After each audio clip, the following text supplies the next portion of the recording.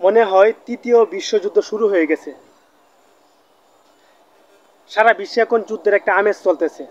Ukraine Russia, Bharat Pakistan, Gaza এবং Israel, আবার এখন ইরান এবং ইসরায়েল লিপ্ত হয়ে গেছে। তাহলে দেখেন কখন আমাদের বাংলাদেশের উপর হুমকি আসে এটা বলা যায় না।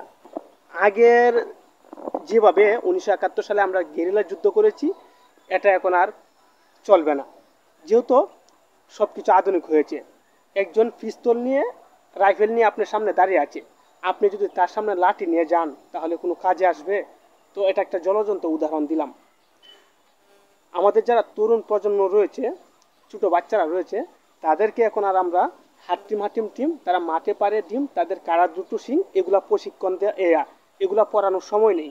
এখন আমাদের নতুন প্রজন্মকে পড়াতে হবে কিভাবে অস্ত্র বানাতে হয়, কিভাবে পারমাণবিক যন্ত্র তৈরি করতে হয়, এগুলা নিয়ে গবেষণা করতে হবে।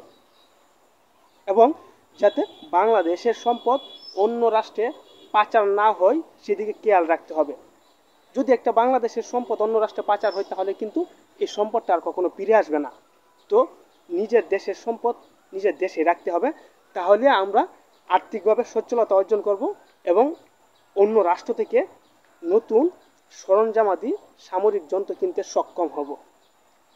যখন একটা রাষ্ট্র যুদ্ধ লাগবে তখন কিন্তু ভাই অনেক ব্যয়বহুল বিষয় থাকে, আর্থিকভাবে ইকোনমিক অনেক বিষয় থাকে।